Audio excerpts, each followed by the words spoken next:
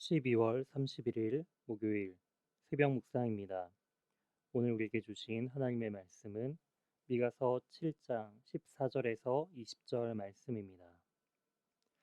원하건대 주는 주의 지팡이로 주의 백성 곧 갈멜 속 살림에 홀로 거주하는 주의 기업의 양떼를 먹이시되 그들을 옛날같이 바산과 길앗에서 먹이시옵소서. 이르시되 내가 애굽 땅에서 나오던 날과 같이 내가 그들에게 이적을 보이리라 하셨느니라. 이르되 여러 나라가 보고 자기의 세력을 부끄러워하여 손으로 그 입을 막을 것이요 귀는 막힐 것이며 그들이 뱀처럼 티끌을 핥으며 땅에 기는 벌레처럼 떨며 그 좁은 구멍에서 나와서 두려워하며 우리 하나님 여호와께로 돌아와서 주로 말미암아 두려워하리이다. 주와 같은 신이 어디 있으리이까? 주께서는 죄악과 그 기업의 남은 자의 허물을 사유하시며 인애를 기뻐하심으로 진노를 오래 품지 아니하시나이다. 다시 우리를 불쌍히 여기셔서 우리의 죄악을 발로 밟으시고 우리의 모든 죄를 깊은 바다에 던지시리이다. 주께서 옛적에 우리 조상들에게 맹세하신 대로 야곱에게 성실을 베푸시며 아브라함에게 인애를 더하시리이다. 아멘. 오늘 본문을 중심으로 주와 같은 신이 어디 있으리까라는 제목으로 하나님의 말씀 증거하도록 하겠습니다. 미가 선지자는 주님께 간절히 이스라엘 백성을 향한 바람을 하나님께 간구하고 있습니다. 14절에 원하건대 주의 지팡이로 주의 백성 곧 갈멜 속 살림에 홀로 거주하는 주의 기업의 양떼를 먹이시되라고 말하면서 주의 그 권능을 상징하는 지팡이로 말미암아 갈멜 속 살림에 홀로 서 있는 것과 같은 그러한 버려진 것 같은 이스라엘을 다시금 하나님께서 먹여주시고 보호해 주실 것을 간구합니다. 여기서 바산과 길르앗이라는 그러한 명칭은 바로 여호수아와 이스라엘이 가나안을 진격할 때 가장 먼저 전쟁에 승리하여 차지한 바로 바산 왕 옥의 그 영토이며 또한 므낫세 지파가 추후에 이 지역을 기업으로 받게 되는 곳을 상징합니다. 이 지역은 이러한 풍요로움과 승리를 상징하고 있다라는 것이죠. 다시금 하나님의 그 도우심으로 말미암아 진정한 승리와 풍요로움을 회복해 해달라라는 그런 간절한 바람이 바로 14절에 들어 있다라는 것이죠. 이어서 15절에 이렇게 말씀하고 있습니다. 이르시되 내가 애굽 땅에서 나오던 날과 같이 내가 그들에게 이적을 보이리다 하셨느니라. 애굽 땅에서 나타낸 하나님의 이적, 이것은 단순히 자연 질서를 넘어서는 어떠한 초자연적인 것을 가리키는 것은 아닙니다. 초자연에 이 초점이 있는 것이 아니라 바로 사람들의 상상을 깨고 또한 생각의 그 틀을 뛰어넘는데 바로 이 이적이 중요한 역할을 하고 있다라는 것이죠.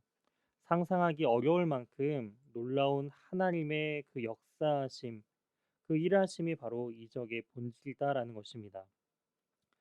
만약에 이적만을 간절히 간구하는 모습만 남게 된다면 오히려 하나님의 그 행하시는 그 상상력을 극도로 제한해버리는 그런 모습이 될 수도 있습니다. 그렇기 때문에 자신의 삶을 당연한 것으로 여기며 악을 일삼는 백성에게는 이러한 기적이 일어날 수가 없죠. 성도의 삶 속에서 나타나는 진정한 기적이란 무엇일까요? 바로 하나님을 온전히 의지하면서 희망을 잃지 않고 일상을 성실하게 살아가는 것이야말로 우리의 생각의 틀을 넘어 진정한 그 하나님의 이적과 능력을 의지하는 행위임을 우리는 깨달아야 합니다. 이적은 또한 그 사건 자체에 의미가 있는 것이 아니라 이적을 통해 보여주시고자 하는 하나님의 뜻을 깨닫는 데 의미가 있습니다. 출애굽의 이적이 바로 애굽의 모든 신들, 즉 우상을 깨뜨리는 것이었던 것처럼 미가 선지자가 요청하는 이적은 바로 그 초점이 이스라엘 백성에게 있는 것이 아니라 바로 하나님의 영광에 있다라는 것을 또한 이어서 설명하고 있습니다. 16절에 나타나는 것처럼 하나님의 이러한 이적으로 말미암아 여러 나라가 또한 자신들의 세력을 부끄러워하고 그들이 자랑하던 그들의 입은 막힐 것이며 그들의 귀 또한 막힐 것을 말씀하고 있습니다. 또한 그들은 어떻게 될까요? 17절에 나와 있는 것처럼 뱀처럼 티끌을 핥는다라고 말을 하면서 흙을 먹는다는 것은 바로 수치를 당하게 된다라는 것을 상징하고 있습니다. 또한 그 좁은 구멍에서 나와 두려워한다라는 것은 바로 그들이 자랑하던 그 견고한 요새를 상징합니다. 그들이 자신을 지켜줄 것이라 여기는 그 요새에서 떠나게 되어 하나님의 능력으로 말미암아 벌레처럼 떨며 두려워하게 된다라는 것이죠. 또한 18절부터 마지막 20절은 이스라엘에게 놀라운 일을 행하실 하나님을 향한 믿음의 고백과 찬양이 담겨져 있습니다. 미가 선지자는 주님을 찬양하고 있습니다. 18절에 나와 있는 것처럼 주와 같은 신은 어디 있으리이까? 바로 주님과 같은 그러한 신은 없다라고 확언하면서 주님께서는 죄악과 또한 그 기업의 남은 자의 허물을 사유하시고 인애를 기뻐하시고 진노를 오래 품지 아니하시는 분이시다라고 바로 하나님의 성품과 속성을 나타내며 고백하며 찬양하고 있습니다.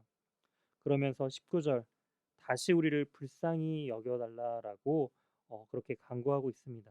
여기서 불쌍히 여기다라는 뜻은 바로 자궁을 가리키는 단어의 어근을 상징합니다. 이러한 점에서 불쌍히 여기다라는 것은요, 자신의 태에서 난 자녀를 향한 바로 어머니의 마음이라고 또한 나타낼 수 있습니다. 즉 우리를 보호하시고 우리를 태어나게 하신 바로 하나님의 은혜를 향한 그러한 긍휼하심을 다시금 회복시켜 달라라는 것이죠. 하나님의 이러한 긍휼하심으로 말미암아 우리의 죄는 깊은 바다에 던져질 것입니다. 바로 하나님의 긍휼하심을 통해 우리의 죄가 깊은 바다에 던져질 것을 바로 미가 선지자는 찬양하고 있다라는 것입니다. 성경에서 바다는 큰 재앙과 참담함을 가리킵니다. 하지만 이러한 깊은 바다에서 하나님은 그 홍해를 가르시고 그 바다 한가운데를 마른 땅처럼 걷게 하시는 하나님의 그 보호하심과 도우심을 이스라엘 백성들은 경험하였습니다. 예수님께서는 또한 바다를 밟고 걸으심을 통하여서 바로 이러한 죄에서 승리함을 나타내고 있다라는 것이죠. 바로 주님께 진정한 소망과 승리가 있다라는 것을 우리는 기억해야 합니다. 마지막 절로 20절에 주께서 옛적에 우리 조상들에게 맹세하신 대로 야곱에게 성실을 베푸시며 아브라함에게 인애를 더하시리다라고 미가 선지자는 마지막에 이렇게 고백하고 있습니다. 가장 마지막으로 미가 선지자가 고백한 것은 바로 야곱에게 성실을 베푸시고 또한 아브라함에게 인애를 더하셨다라는 바로 성실과 인애, 하나님의 그 성품 그리고 하나님의 약속, 하나님의 그 신실함을 끝까지 의지하며 찬양하고 있다라는 것을 우리는 알 수가 있습니다. 이처럼 미가 선지자는 참으로 하나님과 같은 신이 어디 있을까라고 우리에게 질문하면서 미가는 주님을 찬양하면서 그 주님의 성품과 또한 하나님의 그 신실한 언약을 의지하며 미가서를 마치고 있다라는 것이죠. 사랑하는 귀한 연일교회 성도 여러분, 오늘은 2020년의 마지막 날입니다. 우리의 한 해를 마무리하면서 우리 역시도 이 미가 선지자처럼 하나님의 긍휼하심을 간구하며 변함없으신 하나님의 성실과 인애를 찬양하며 나아가는 우리 모두가 되길 소망합니다. 한 해 동안 수고 많으셨습니다. 우리 함께 마음을 모아 기도하시겠습니다. 하나님 아버지 감사합니다. 2020년 한 해 동안 우리의 삶을 변함없이 신실하게 인도하시고 또한 도우시는 주님의 손길을 더욱더 간구하며 나아갑니다. 주님, 한 해를 되돌아봤을 때 때로는 우리는 죄악에 넘어지며 또한 한 해 동안 여러 가지 삶의 어려움 가운데 때로는 절망하고 낙담하며 또한 주님을 원망할 때가 많이 있었음을 주님 고백합니다. 이러한 우리의 연약함 속에서도 주님께서는 변함없으신 그 주님의 은혜로 우리를 지켜 보호하여 주시고 우리를 도와주신 그 하나님의 놀라우심을 또한 보여주심에 참으로 감사드립니다. 우리가 할 수 있는 것은 바로 주님을 찬양하는 것뿐임을 우리가 깨닫사오니 하나님, 올 한 해 마지막 우리의 삶으로서 주님을 찬양하게 하여 주시고 2021년도 주님과 동행하며 주님의 그 성실하심을 의지하며 주님의 그 긍휼하심을 우리가 간구하며 나아가는 복된 우리 연희교회 모든 성도님들이 될 수 있도록 주님 도와 주시옵소서. 우리의 모든 삶을 주님께 의탁드리오며 이 모든 말씀 살아계신 예수 그리스도의 이름으로 기도드립니다. 아멘. 다음 기도 제목을 가지고 함께 기도하시겠습니다. 오늘 말씀을 기억하며 죄악에서 떠나 하나님을 목자로 삼고 항상 하나님만 찬양하는 삶을 살아가게 해달라고 기도해 주시기 바랍니다. 두 번째, 담임 목사님 청빙을 위해 기도해 주시기 바랍니다. 연희교회가 한 몸을 이루는 지체로서 머리 대신 예수님의 말씀과 뜻을 잘 전달할 수 있는 준비된 목회자를 모실 수 있도록 성도들의 영혼을 사랑하고 푸른 초장으로 인도하며 영혼의 생수를 마시며 성장시키는 목회자를 모실 수 있도록 사람의 생각과 방법이 아닌 오직 주님의 뜻과 방법으로 준비된 목회자를 모실 수 있도록 함께 기도해 주시기 바랍니다. 세 번째, 코로나19의 조속적인 종식과 교회와 모든 성도들의 안전을 위해 기도해 주시기 바랍니다. 네 번째, 이응복 이정미 선교사님의 사역과 가정 그리고 건강을 위해 기도해 주시기 바랍니다. 다섯 번째, 입원 요양 치료 중인 환우의 회복을 위해 기도할 때 오늘은 김은옥 집사님을 위해 기도해 주시기 바랍니다. 유방암과 뼈암으로 고생하고 계십니다. 이러한 암이 빨리 회복될 수 있도록 함께 기도해 주시기 바랍니다. 여섯 번째, 수험생들을 위해 기도해 주시기 바랍니다. 수능 이후에 진행되고 있는 모든 그 과정들 속에서 이 입시 과정 속에서 하나님의 인도하심을 경험하며 하나님을 의지하는 귀한 우리 수험생들을 위해 함께 마음을 모아 기도해 주시기 바랍니다. 다 같이 기도하시겠습니다.